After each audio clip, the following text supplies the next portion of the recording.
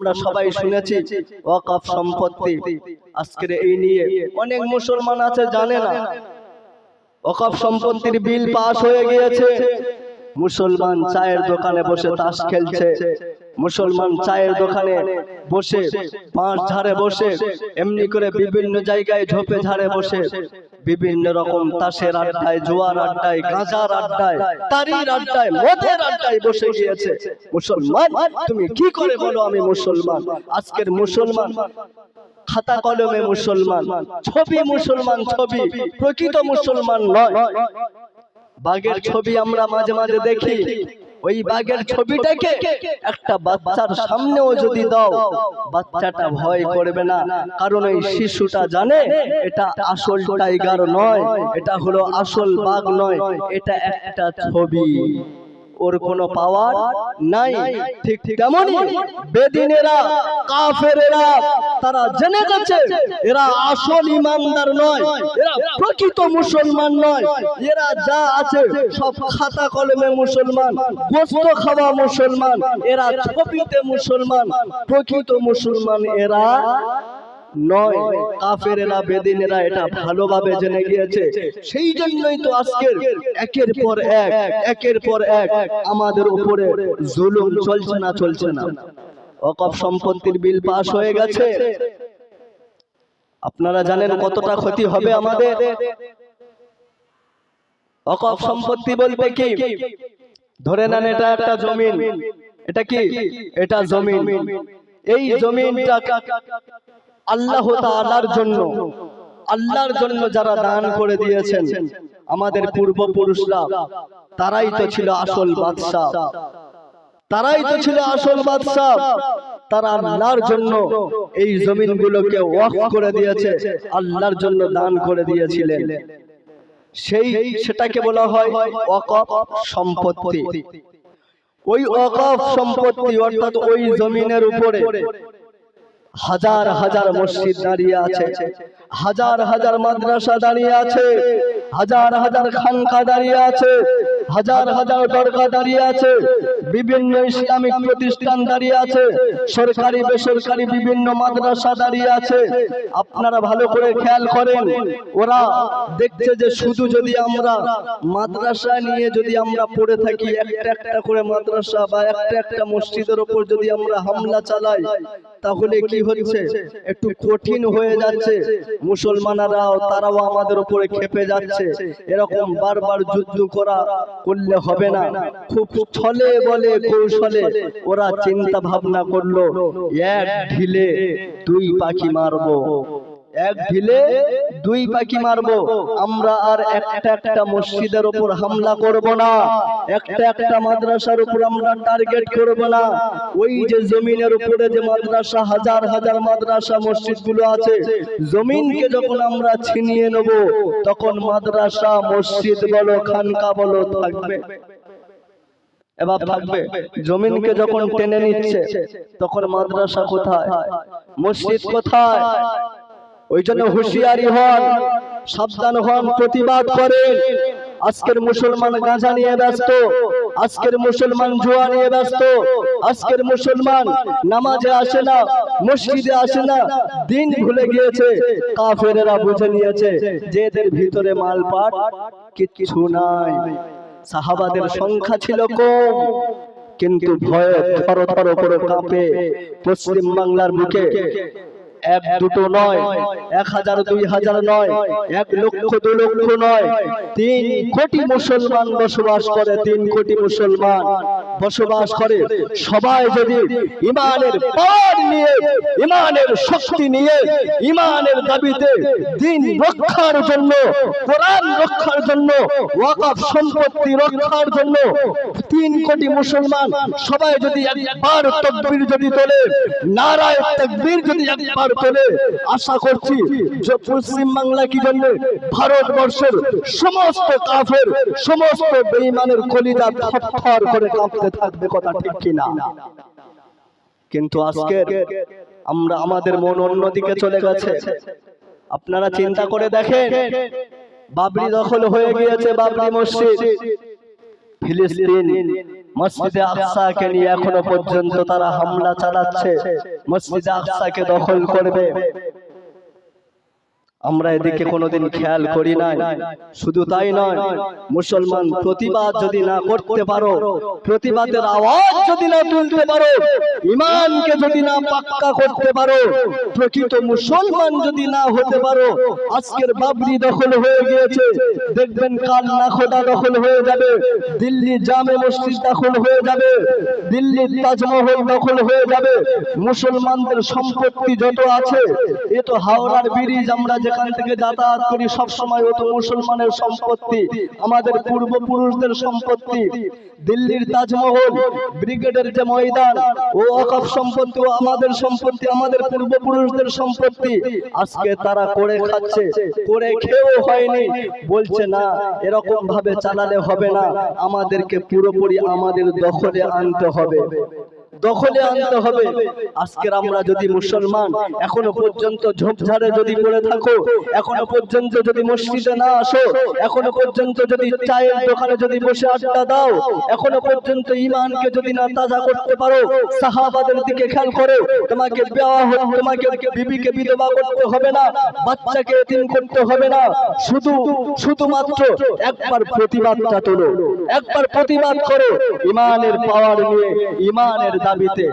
দেখবেন আজকে মসজিদগুলো দখল হয়ে যাচ্ছে, আমাদের কোনো হুঁশ নাই, কোনো সাড়া নাই, কোনো শব্দ নাই, সবাই চুপ করে বসে আছে। পার্লামেন্টে মাত্র দুইজন কথা বলেছে, দুইজন মাত্র কথা বলেছে, এক আসাদউদ্দিন ওয়াইসি, আসাদউদ্দিন ওয়াইসি, উনি যা প্রতিবাদ করেছে, আর একজন মুর্শিদাবাদের একজন নেতা, ওই দুইজন প্রতিবাদ করেছে। তারপরে কারো প্রতিবাদ করার মতো ক্ষমতা নাই, প্রতিবাদ করার মতো ক্ষমতা নাই। ওই জন্য বাপ দেখবেন আস্তে আস্তে সব জিনিস দখল হয়ে যাবে। দুদিন পরে দেখবেন আপনার যে মসজিদ, এই দহখান্দা গ্রামে যে মসজিদ, এই মসজিদও তালা দিয়ে দেবে, কিচ্ছু করার থাকবে না, কিচ্ছু করা থাকবে না। ওই জন্য বলবো বাপ, ঈমানের পাওয়ার নিয়ে, ঈমানের দাবি নিয়ে, ঈমানকে মজবুত করেন, শক্ত করেন, ঈমান পাকা করেন। এই কথাই আল্লাহ তাআলা বলছেন। আমার বন্ধুগণ, আমার মহান আল্লাহ রব্বুল আলামিন পবিত্র কোরআনুল কারীমের মধ্যে পরিষ্কার ভাবে জানিয়ে দিলেন, ফাআমিনু বিল্লাহি ওয়া রাসূলিহি ওয়ান নূরিল্লাযী আনজালনা। জোরে বলেন আল্লাহু আকবার। ফাআমিনু বিল্লাহি, তোমরা আমি আল্লাহর উপরে এবং আমার বিশ্ব নবী মুহাম্মদুর রাসূলুল্লাহ সাল্লাল্লাহু আলাইহি ওয়াসাল্লামের উপরে তোমরা ঈমান নিয়ে আসো। ওয়ান নূরিল্লাযী আনজালনা, এবং তোমাদের কাছে যে কিতাব আমি অবতীর্ণ করেছি, যে কোরআন মাজিদ আমি অবতীর্ণ করেছি, ওই কিতাবের প্রতি পরিপূর্ণভাবে তোমরা ঈমান নিয়ে এসো।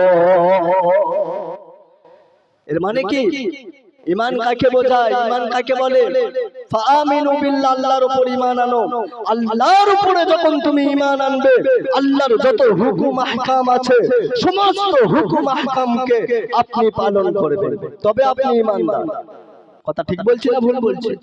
আর রাসূলিহি, যখন বলবেন আমি রাসূলকে, রাসূলের প্রতি আমি ঈমান এনেছি, রাসূলকে ভালোবাসি, আপনার ভালোবাসার নমুনা কোথায়? ঈমানের নমুনা কোথায়? রাসূলের সুন্নাত কোথায়? রাসূলের মহব্বত কোথায়? শুধু মুখে বললে হয় না, মুখে আর অন্তরে এক থাকতে হবে, তবে তুমি মুসলমান। যদি মুখে এক, অন্তরে আর এক, যদি এই রকম যদি হয়, তাহলে তুমি মুসলমান নয়, তুমি হলে মুনাফিক। কথা ঠিক কি না? তুমি হলে মুনাফিক, তোমাকে মুসলমান বলা যাবে না। যদি মুখে থাকে এক, অন্তরে থাকে আর এক, তুমি হলে মুসলমান না, তুমি মুনাফিক। এবং তারপরেই বলছেন নূরিল্লাযী আনজালনা, নূর নামক যে কিতাব অবতীর্ণ করেছে। নূর বলতে এখানে মুফাসসিরিনে কেরাম বলছে যে এখানে কোরআনের দিকে লুটেছে। নূরিল্লাযী আনজালনা, এটা হলো কোরআন, কিতাব কোরআন, যে কোরআন তোমাদের কাছে দিয়েছি। কোরআনের যত হুকুম আহকাম গুলি আছে, আদেশ নিষেধ গুলি আছে, কোরআনকে যদি আপনি বিশ্বাস করেন, তবে আপনি হলেন ঈমানদার। কোরআনের প্রত্যেকটা জিনিসকে নবীকে বিশ্বাস করতে হবে, তার প্রতি আমল করতে হবে। কথা ঠিক কিনা? সাহাবাদের দিকে লক্ষ্য করেন, ঈমান তাদের কেমন ছিল। বিশ্বনবীকে ভালোবাসতে পারিনি আমরা, শুধু বছরে একবার জলসা দিলে নবীর ভালোবাসা হয় না। আমার বন্ধুগণ, আমার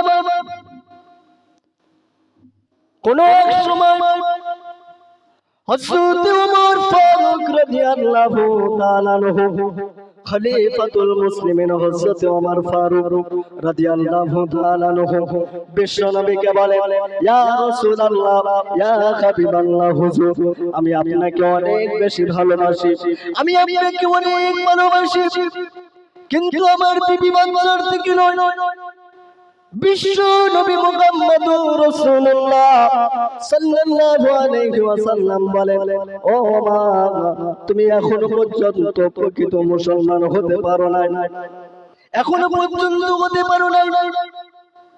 হযরত ওমর রাদিয়াল্লাহু তাআলা আনহু তারপরে বললেন, ইয়া রাসূলুল্লাহ, ইয়া হাবিবাল্লাহ হুজুর, এখন আমি ওমর আপনাকে, আমি আমার বিবি বাচ্চা এবং সকলের থেকে আপনাকে বেশি ভালোবাসি, কিন্তু আমি আমার জানের থেকে নয়। বিশ্বনবী বললেন, ওমর, এখনো পর্যন্ত তুমি প্রকৃত মুসলমান হতে পারো না। সকলের থেকে বেশি ভালোবাসি আমার সম্পদ, আমার গাড়ি বাড়ি, আমার টাকা পয়সা, আমার বিবি বাচ্চা, সকলের থেকে ইয়া রাসূলুল্লাহ আপনাকে আমি বেশি ভালোবাসি, কিন্তু আমি আমার জানের থেকে নয়। বিশ্বনবী বললেন, না, এখনো পর্যন্ত প্রকৃত মুসলমান তুমি হতে পারো না। হাদিস শুনুন ও বন্ধুগণ আমার, ও দোখন্দাবাসী, হাদিস শুনে নেন। বিশ্ব নবী মুহাম্মদুর রাসূলুল্লাহ সাল্লাল্লাহু আলাইহি ওয়াসাল্লাম বলেন, লা ইউমিনু আহাদুকুম হাত্তা আকুনা আহাব্বা ইলাইহি মিন ওয়ালিদিহি ওয়া ওয়ালাদিহি ওয়ান নাসি আজমাইন। জোরে বলেন আল্লাহু আকবার। বিশ্ব নবী বলেন, লা ইউমিনু আহাদুকুম হাত্তা আকুনা আহাব্বা ইলাইহি, লা ইউমিনু, অতক্ষণ পর্যন্ত তুমি মুমিন হতে পারবে না যতক্ষণ না পর্যন্ত তুমি তোমার বিবি বাচ্চা, তুমি তোমার আত্মীয় স্বজন এবং তুমি তোমার, যতক্ষণ না পর্যন্ত নিজের জানের থেকে বেশি না ভালোবাসবে, ততক্ষণ পর্যন্ত তুমি প্রকৃত মুমিন হতে পারবে না। খলিফাতুল মুসলিমিন হযরত ওমর ফারুক রাদিয়াল্লাহু তাআলা আনহু বিশ্ব নবীকে ডাক দিয়ে বলে, ইয়া রাসূলুল্লাহ, ইয়া হাবিবাল্লাহ হুজুর, এখন আমি ওমর আমার জানের থেকেও আপনাকে বেশি ভালোবাসি। সুবহানাল্লাহ বলবেন, কাল সকালে বলবে, আজকের বলার দরকার নেই। আজকের বলে কি হবে, কত সুবহানাল্লাহ বলবে, এখন তো সারা রাত হবে, তাই না? সুবহানাল্লাহ বললে নেকি আছে না নাই? বলেন আছে না নাই? আছে। বিশ্বনবী সাল্লাল্লাহু আলাইহি ওয়াসাল্লাম যখন এমন কথা বললেন, হযরত ওমর ফারুক রাদিয়াল্লাহু তাআলা আনহু বললেন, ইয়া রাসূলুল্লাহ, আমি আমার জানের থেকে বেশি ভালোবাসি।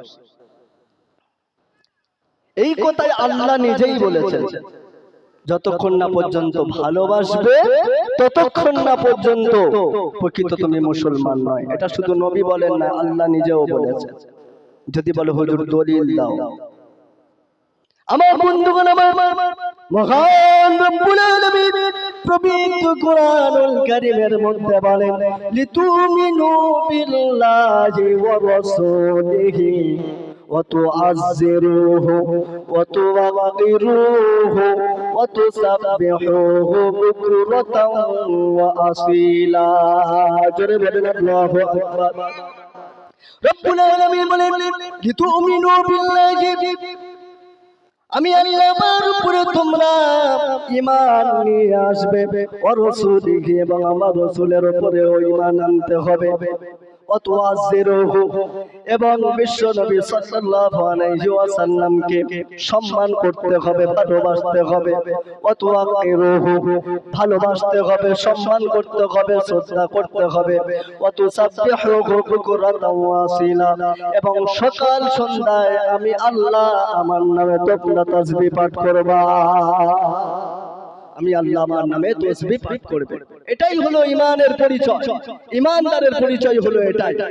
বিশ্বনবী সাল্লাল্লাহু আলাইহি ওয়াসাল্লামকে নিজের জানের থেকে বেশি ভালোবাসতে হবে। সাহাবারা আল্লাহ রাসূল সাল্লাল্লাহু আলাইহি ওয়াসাল্লামকে কেমন মহব্বত করেছেন, সেই জন্যই তো বিশ্বনবী বলেন সাহাবিকান নুজুম ইকতাদাইতুম ইহতাদাইতুম। আমার প্রত্যেকটা সাহাবা, হযরত আবু বকর বলো, ওমর বলো, উসমান বলো, আলী বলো, প্রত্যেকটা সাহাবা নক্ষত্রের ন্যায় যাকেই তোমরা অনুসরণ করবে তোমরাই সফল হবে, কামিয়াব হবে। জোরে বলেন সুবহানাল্লাহ। সেই জন্যই তো তাদেরকে বলা হয় রাদিয়াল্লাহু আনহুম ওয়া রাদু আন। তারা আল্লাহর উপরে রাজি, আল্লাহ তাদের উপরে রাজি। জোরে বলেন সুবহানাল্লাহ। কেমন ছিলেন বিশ্বনবীর সাহাবারা, আর আজকের আমরা কেমন? শুধু মুখে দাবি করি। আমার বন্ধু, আমার 6 হিজরিতে বিশ্বনবী মুহাম্মদুর রাসূলুল্লাহ সাল্লাল্লাহু আলাইহি ওয়াসাল্লাম উমরা করার জন্য একটা দল, একটা কাফেলা নিয়ে বের হলেন। উমরা করবে, উমরা করার জন্য রওনা দিলেন। কিন্তু যখন হুদাইবিয়া নামক স্থানে যখন পৌঁছালেন, মক্কার কাফেরেরা, মক্কার বেঈমানেরা বিশ্ব নবীকে বাধা দিলেন, প্রবেশ করতে দেবে না, তারা উমরা করতে তারা দেবে না। এমন অবস্থা হয়ে গেল, সামনে সামনে একটা যুদ্ধ হবে, এই রকম পরিস্থিতিতে দাঁড়িয়ে গেল। ওই সময় বিশ্বনবী সাল্লাল্লাহু আলাইহি ওয়াসাল্লাম একটা সন্ধির মাধ্যমে বিষয়টা সমাধান করে। সেই সন্ধির নাম হলো হুদাইবিয়া সন্ধি। সেই সন্ধির নাম হলো হুদাইবিয়া সন্ধি। আমার বন্ধুগণ, আমার বিশ্বনবীর সাহাবাদের অবস্থা দেখার জন্য মক্কার কাফেরদের মধ্য থেকে একজন লিডার চলে এলো, নেতা চলে এলো। তার নাম হলো উরওয়া ইবনে মাসউদ। কি বললাম? উরওয়া ইবনে মাসউদ। উরওয়া ইবনে মাসউদ বিশ্বনবীর সাহাবাদের সম্পর্কে অনেক কথা শুনেছে, অনেক কথা জেনেছে। বিশ্বনবীর সাহাবারা নাকি রাসূলকে অনেক মহব্বত করে, অনেক ভালোবাসে। বিশ্বনবী এবং তার সাহাবাদের অবস্থা দেখার জন্য চলে এলো। আমার বন্ধুগণ, আমার উরওয়া ইবনে মাসউদ এসে দেখে বিশ্বনবী সাল্লাল্লাহু আলাইহি ওয়াসাল্লাম এবং সাহাবাদের অবস্থা দেখে উরওয়া ইবনে মাসউদ ওই মক্কার কুরাইশদের কাছে গিয়ে বলেছিল, ও মক্কার কুরাইশরা, তোমরা শোনো, আমি নিজেই গিয়ে দেখে এসেছি বিশ্বনবী সাল্লাল্লাহু আলাইহি ওয়াসাল্লামের সাহাবাদের অবস্থা আমি নিজেই গিয়ে দেখেছি। আমি অনেক জায়গায় গিয়েছি, অনেক বাদশার দরবারে আমি গিয়েছি, আমি অনেক বাদশার দরবারে গিয়েছি। এমনি করে পারস্যর বাদশা কিসরা, হাবশির বাদশা নাজাশি, অনেক জনের দরবারে গিয়েছি, বহু নেতা কেতার দরবারে আমি গিয়েছি। কিন্তু বিশ্বনবীর সাহাবাদের অবস্থা এমন আমি দেখলাম, আজ পর্যন্ত আমার চোখে এরকম পড়ে নাই যে তার নেতাকে, তাদের লিডারকে এমন ভাবে ভক্তি ভালোবাসা করতে যেমন আমি দেখেছি বিশ্বনবীর সাহাবাদেরকে। আমি নিজে চোখে দেখে এসেছি।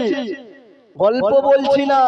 উরওয়া ইবনে মাসউদ মক্কার কুরাইশদের কাছে গিয়ে বলছে, আমি অনেক নেতার কাছে গিয়েছি, অনেক প্রজাদের অবস্থা দেখেছি, কিন্তু না, বিশ্বনবীর সাহাবারা বিশ্বনবী মুহাম্মদুর রাসূলুল্লাহ সাল্লাল্লাহু আলাইহি ওয়াসাল্লামকে যেমন ভাবে নেতা বলে মেনে নিয়েছেন, আমি কিন্তু এই রকম কোন নেতাকে মানতে দেখি না।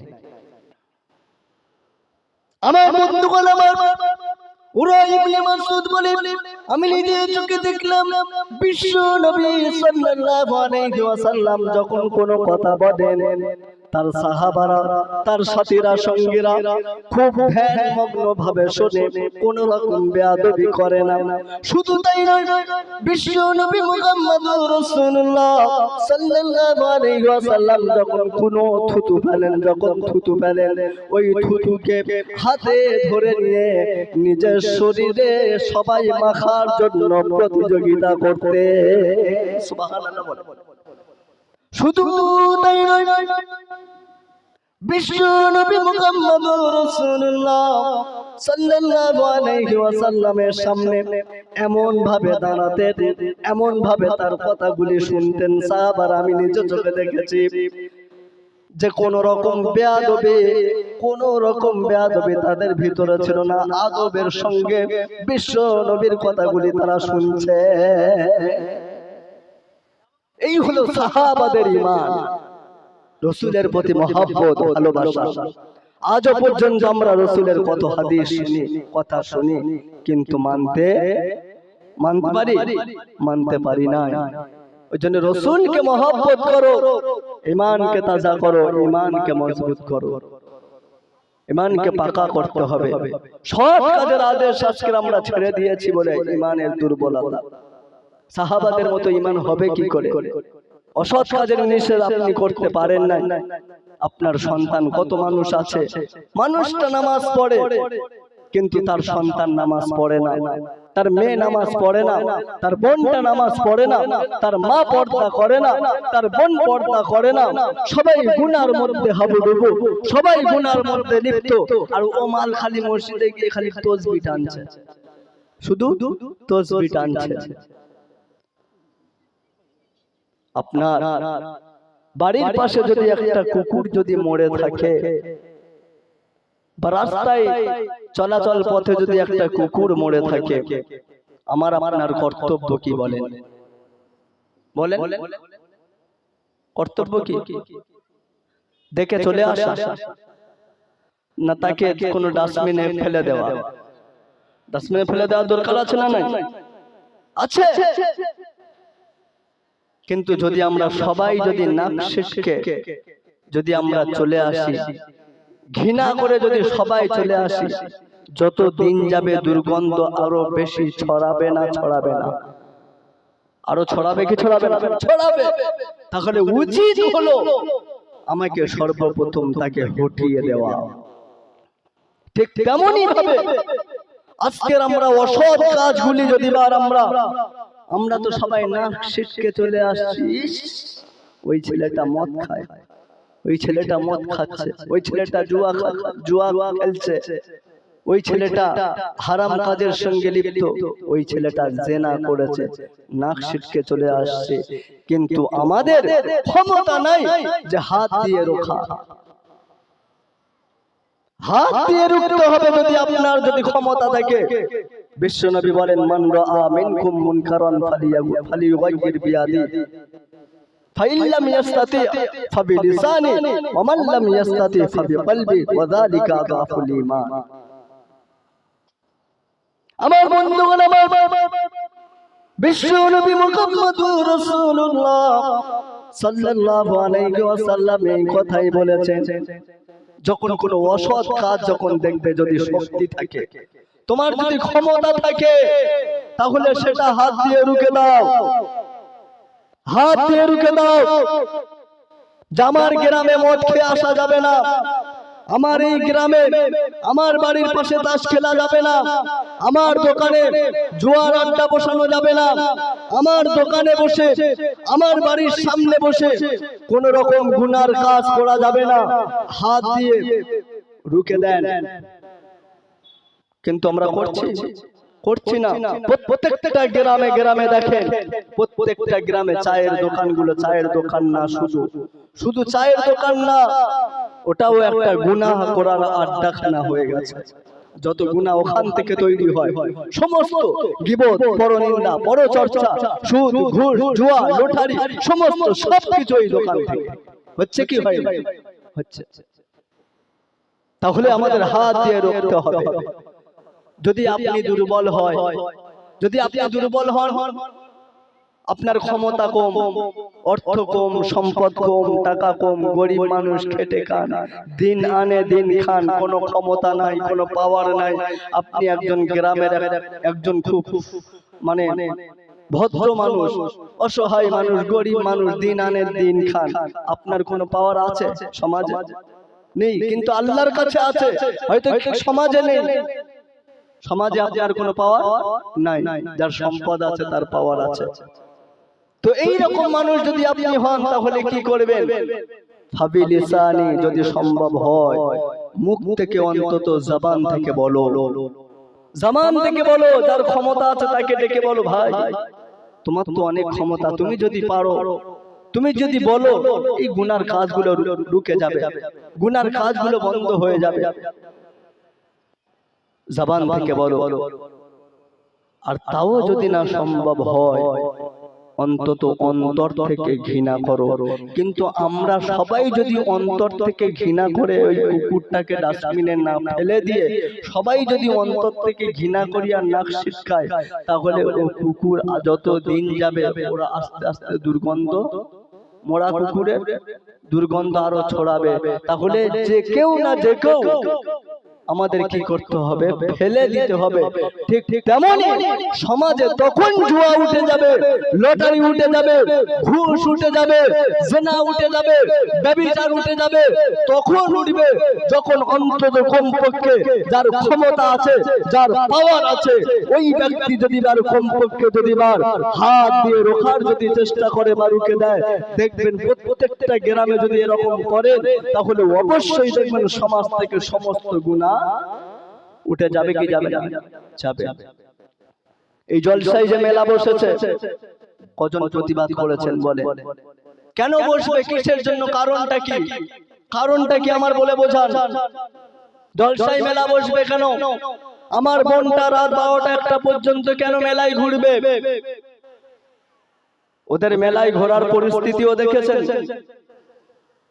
ঠোঁটে লিপস্টিক, কত রকম চকচকে ঝিকঝিকে বিভিন্ন রকম এমন এমন পোশাক পরিধান করে রাস্তাঘাটে বেহায়ার মতো, নির্লজ্জের মতো, বড় ভাইয়ের সামনে, বাপের সামনে, ওই যে তুমি বেহায়া পোশাকটা পরে, নির্লজ্জের পোশাকটা পরে তুমি রাস্তাঘাটে শত শত যুবকদের সামনে তুমি ঘুরে বেড়াচ্ছ।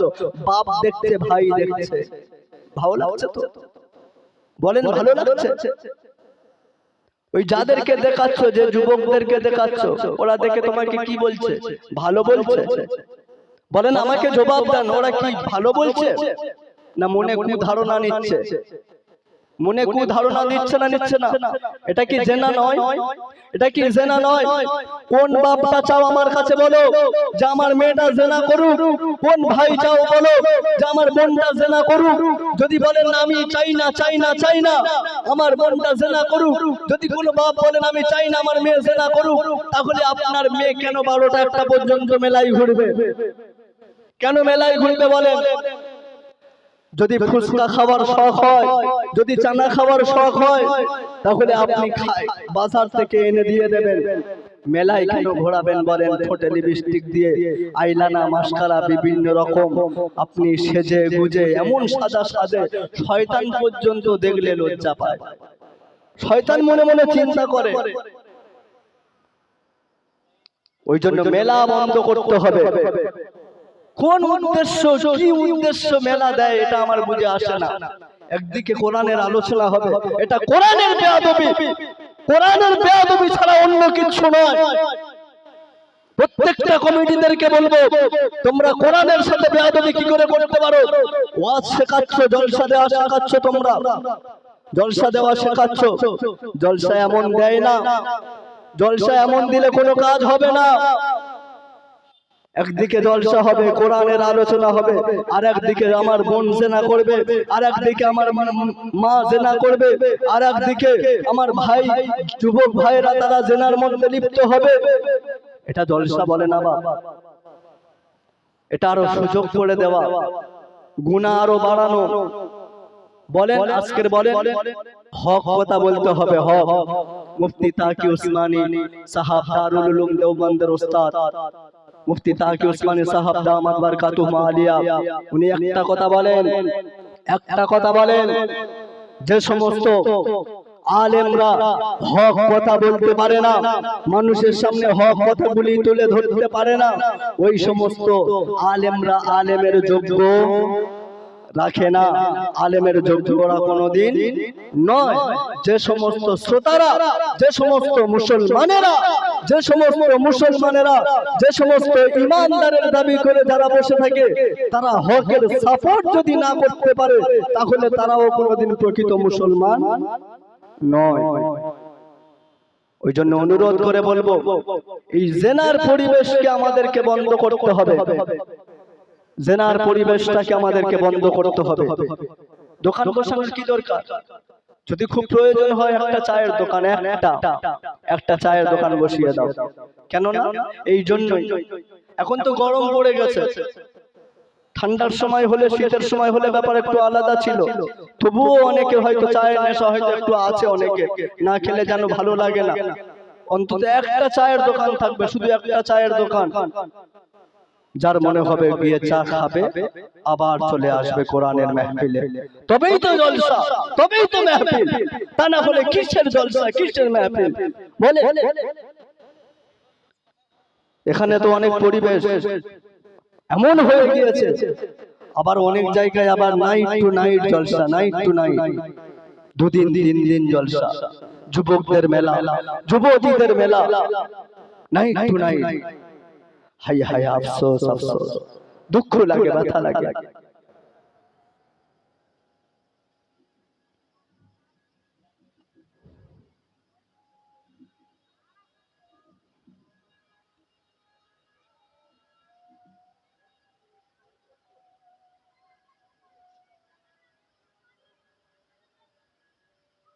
যাই হোক, এতক্ষণ পর্যন্ত আলোচনা হলো।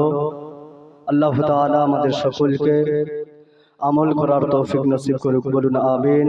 ওয়া আখির দাওয়ানা আলহামদুলিল্লাহি রাব্বিল আলামিন। এখন আযান হবে।